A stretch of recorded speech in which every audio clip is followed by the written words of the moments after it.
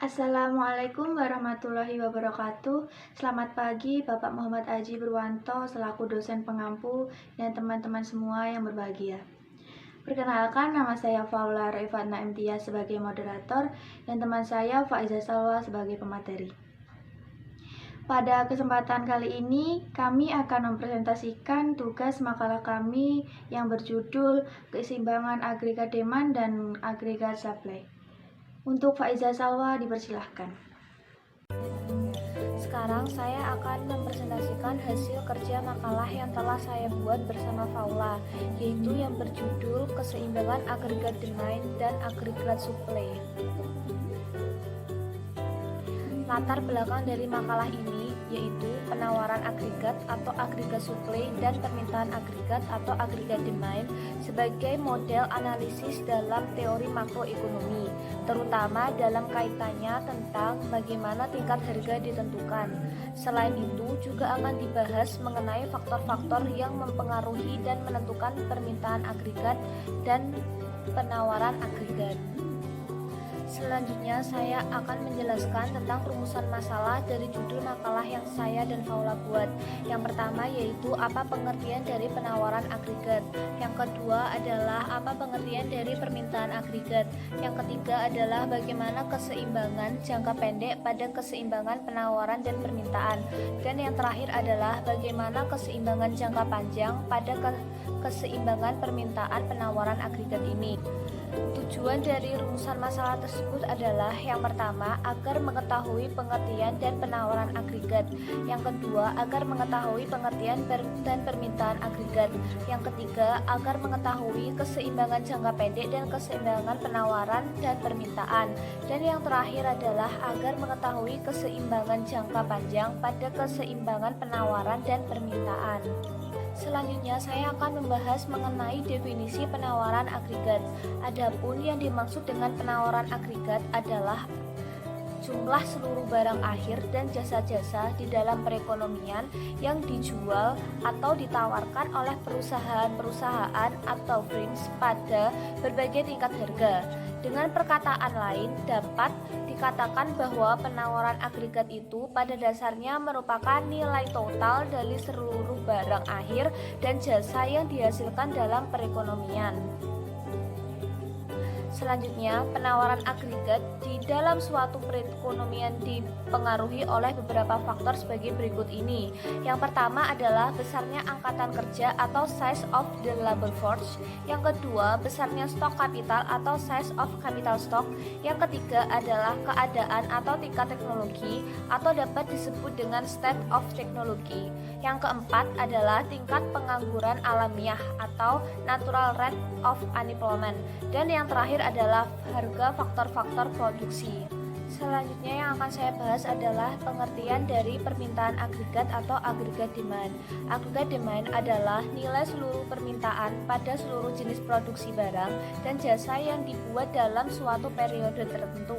Nilai permintaan yang terdapat di dalam agregat ini akan dinyatakan dalam wujud nilai keseluruhan yang digunakan untuk produk barang dan jasa tersebut, sehingga level harga yang lebih spesifik dan pada periode waktu tertentu. Selanjutnya adalah pendekatan teori jumlah uang terhadap permintaan agregat. Teori jumlah uang menghubungkan jumlah uang M dengan jumlah pengeluaran nominal atas barang dan jasa P, X, Y, di mana P adalah tingkat harga dan Y adalah output real agregat atau secara ekuivalen adalah pendapatan real agregat. Keterkaitan antara jumlah uang dan total pengeluaran dari barang dan jasa akhir dikemukakan oleh Irving Fisher. Untuk memperoleh hubungan ini, teori jumlah uang menggunakan konsep percepatan uang atau velocity of money, yaitu rata-rata jumlah berapa kali per tahun atau perputaran dari suatu unit mata uang. Misalnya rupiah. Percepatan atau velocity V dinyatakan secara lebih jelas sebagai total pengeluaran P kali X dan dibagi dengan jumlah uang M dengan rumus sebagai berikut. V sama dengan P kali X per M. Selanjutnya adalah menurunkan kurva permintaan agregat. Untuk menentukan permintaan agregat, selain dengan melihat bagaimana uang mempengaruhi jumlah permintaan agregat, kita juga dapat menurunkan kurva permintaan agregat dengan melihat 4 komponen. 4 komponen tersebut saya akan membacakan sebagai berikut. Yang pertama adalah pengeluaran konsumen atau customer expenditure, yaitu jumlah permintaan akan barang dan jasa konsumen. Yang kedua adalah pengeluaran investasi yang direncanakan atau planned investment spending, yaitu jumlah pengeluaran yang direncanakan oleh perusahaan atas mesin pabrik dan barang lain yang ditambah pengeluaran yang direncanakan. Yang ketiga adalah pengeluaran pemerintah atau government spending, yaitu mengeluarkan oleh semua jajaran pemerintah atas barang dan jasa. Dan yang terakhir adalah ekspor bersih atau dapat disebut dengan net export, yaitu pengeluaran luar negeri bersih atas barang dan jasa domestik sama dengan ekspor dikurangi impor. Selanjutnya saya akan membahas mengenai kurva permintaan agregat jangka panjang. Jumlah output yang dapat dihasilkan dalam perekonomian dalam jangka panjang ditentukan oleh jumlah modal dalam perekonomian, jumlah tenaga kerja yang ditawarkan dalam tingkat pengerjaan penuh atau full employment. Beberapa pengangguran tidak dapat dibantu karena pengangguran bersifat friksional maupun struktural.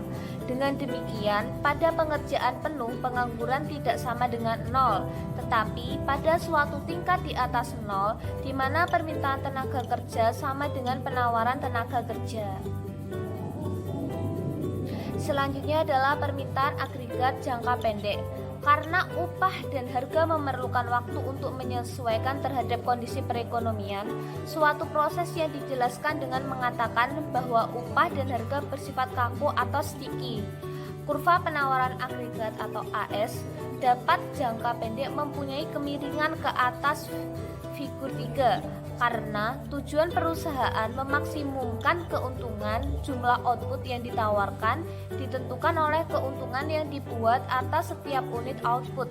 Jika keuntungan meningkat, lebih banyak output agregat yang akan dihasilkan dan jumlah output yang ditawarkan akan meningkat.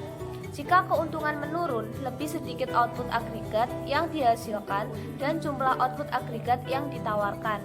Yang terakhir adalah saya akan membacakan kesimpulan dari judul makalah yang telah saya bahas tadi. Yang pertama adalah permintaan agregat adalah suatu daftar dari keseluruhan barang dan jasa yang akan dibeli oleh sektor-sektor ekonomi pada berbagai tingkat harga.